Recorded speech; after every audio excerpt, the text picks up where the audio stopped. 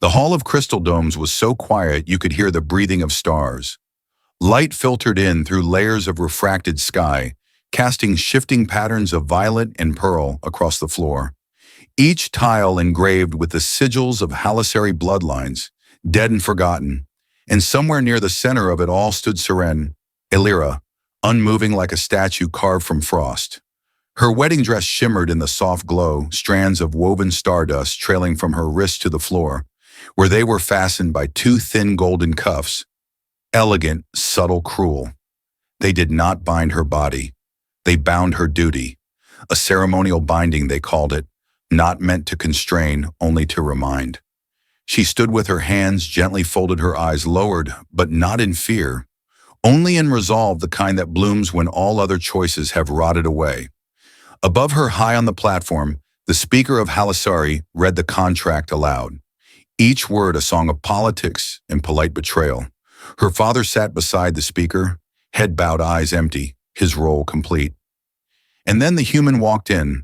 Elias Thorne wore no armor, no crown, no rank sigil, just a simple navy suit and a dark cloak that trailed behind him, like a shadow too long for one life. He didn't stride. He stepped quietly as if not to break something delicate.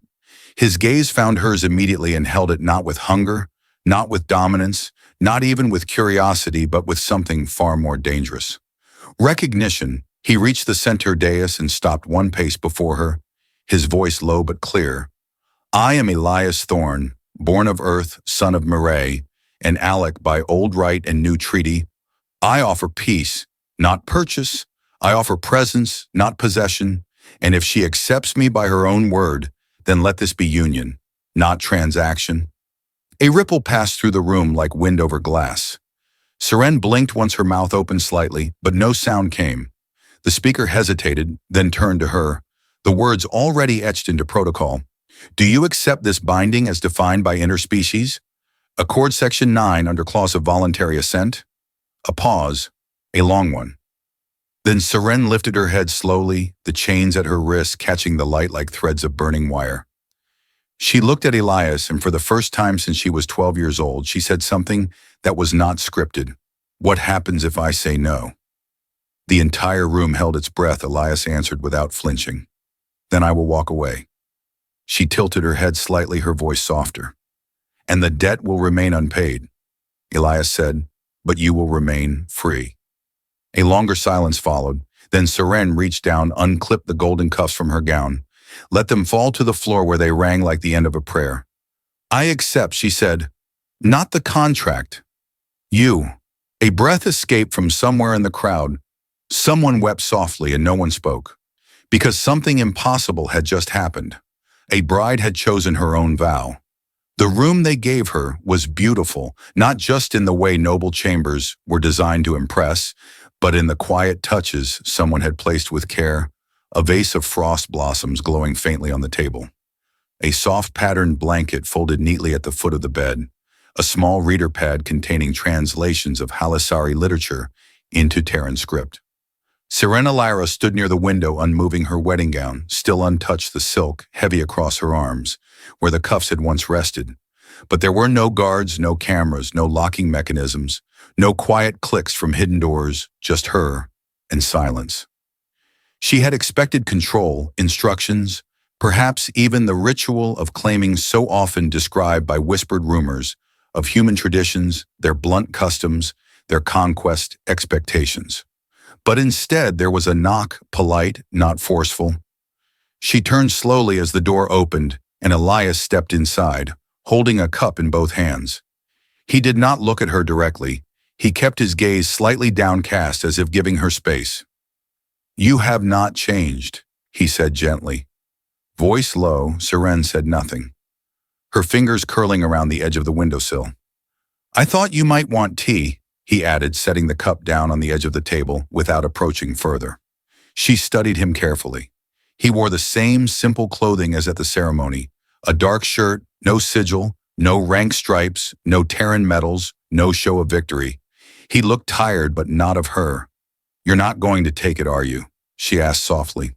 He looked up, confusion flickering across his face. Take what? What you paid for? The words came out flatter than she intended, brittle like polished glass. Elias blinked. I didn't pay for a person. Seren, I paid for the right to protect one. She frowned slightly. And yet here I am, housed like an artifact. Not an artifact, a guest. He stepped back toward the door slowly, not with rejection but with respect. The room is yours, he said. The house too. You can leave it whenever you want. There is no lock because you are not a prisoner. And me, Elias. She asked, her voice quieter now, her chest tight. Are you leaving me too? He paused, hand resting on the doorframe. I will be down the hall. I will come only when you ask. He turned to go, then paused one last time and said without looking at her, Seren, if one day you ask me to stay, I will stay. But only because you want it, not because anyone signed it into law. The door closed gently behind him. Seren stood there, staring at the untouched cup of tea, and for the first time in her memory, she felt a silence that was not cold but kind. The evenings on Terran soil felt different than on Halisari. The air was heavier, not just from gravity, but from something else, a kind of unfiltered honesty that lingered in the wind, the way scent clings to memory long after the moment has passed. Serena Lyra sat curled on the wide cushioned bench by the garden wall, her eyes fixed on the small patch of sky visible through the force shield dome that protected the estate twin moons, unfamiliar to her, hung above but gave no comfort.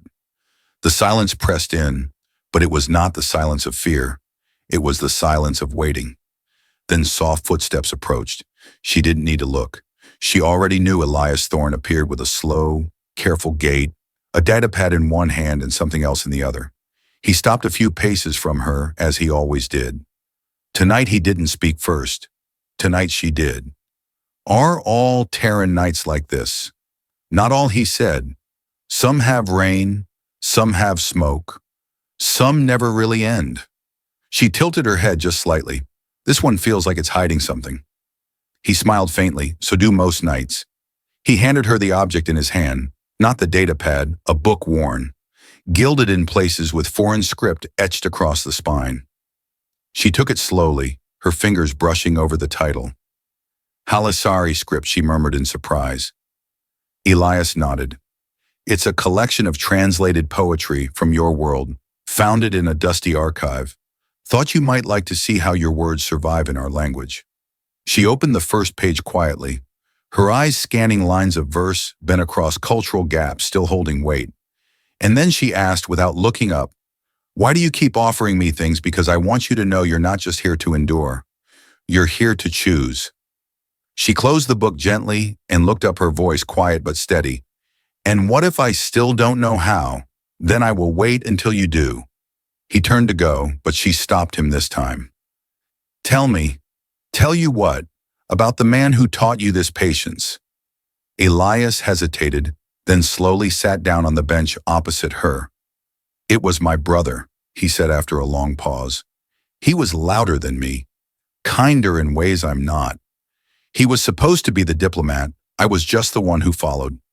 Seren listened as the warmth of his words cut through the quiet. One time he stood between a frightened girl and a corrupt council who meant to sell her for peace, and when they threatened to ruin his life, he said, if my life is built on silence, then let it burn. And did it. Yes, Elias said simply, but he saved her, and he taught me that some bonds aren't about blood or law. They're about standing still when someone else is about to vanish. The firelight from the garden lanterns flickered along the edge of Seren's gown, like tongues of flame chasing old shadows. She said nothing for a long while. Then finally, thank you. Elias nodded once, stood, and walked back toward the house. Seren watched him go. Her fingers tightened around the book, and for the first time she wondered if silence could become something else, something sacred. If you were willing to listen long enough, the banquet hall shimmered under the weight of ceremony and secrets.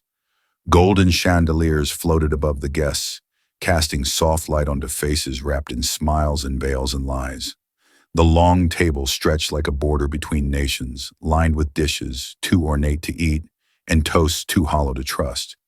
Seren Alera sat in silence at the left hand of the host. Her hands folded in her lap, her wine untouched her gown.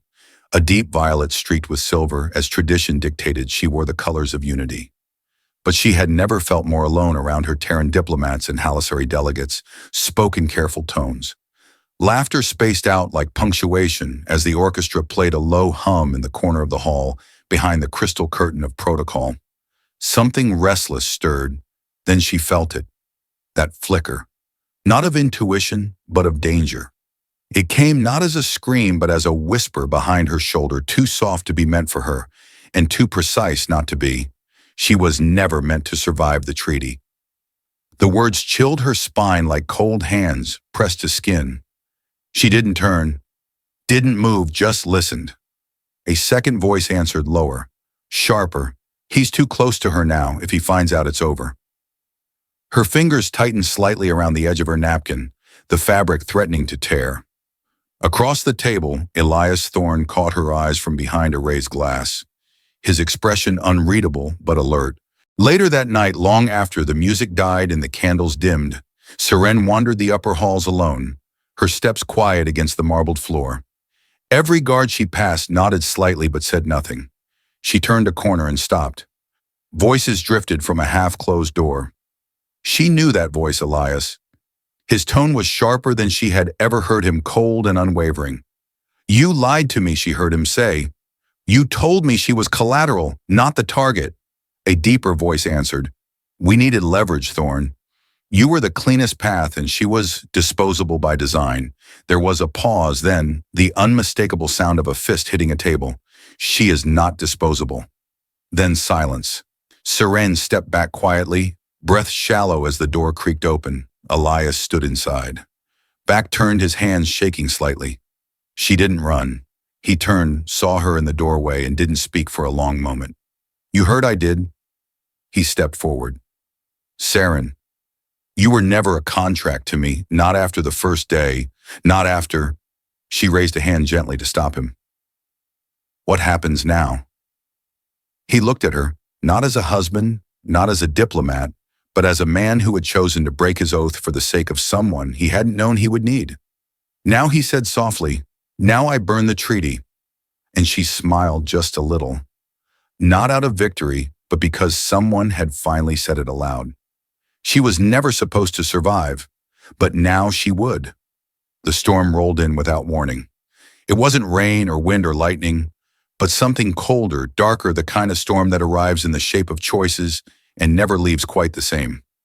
Seren stood at the balcony just before dawn, the skyline of the Terran capital framed in distant fire haze from the night's protests still hanging low. Below in the plaza, voices chanted, but not for war, not for peace, for something else, something fragile and new. Accountability behind her, Elias entered quietly, not with footsteps but with presence. She felt him in the shift of the air, the weight of the silence changing shape. He didn't speak at first, just walked to stand beside her, arms crossed shoulders, tense. "They hate me," Seren said without looking. "Not everyone enough," he exhaled. "And you think I care about what they think? You are the face of this treaty." "No," he said, turning to face her. "You are." She met his gaze finally, and in it was something raw. "I was supposed to be dead, Elias, I know. They sold me under the name of peace, but it was a cover. They needed the illusion of resolution, so they dressed it in lace and protocol, and I said yes because there was no one left to say it for me." Her voice trembled. "I didn't expect kindness. I didn't expect tea and poetry and silence that listened. I didn't expect you." Elias stepped closer. "You think I knew what I was doing? When I took that oath, when I said I'd stand beside you, I didn't know you would become the first thing in years that made me believe again." Her breath caught. Believe in what? That not all bonds are chains, that sometimes two broken things don't shatter each other, they fit. He took her hand gently and placed something in her palm. It was the old vow chip, the one signed by both sides, the one that legalized the union. "You want me to destroy it," she whispered. "No, I want you to decide what it means to you." She looked down at the chip, its surface flickering with the insignia of two worlds that had never wanted to understand each other. Then she closed her fingers around it tightly. "If I stay," she said slowly, "it will be on my terms. No speeches, no titles, no hand on my back in public unless I ask for it." He smiled faintly. Done. And if I choose to leave, I will not stop you, but you will be broken. He shrugged. I already was. She turned back to the horizon where the city was waking. Then you better start helping me rebuild what they tried to erase. He stepped beside her shoulder to shoulder. Then say what, that you're not theirs anymore. She looked him in the eye. I'm not. Not theirs, not the treaties, not even yours. Then what are you?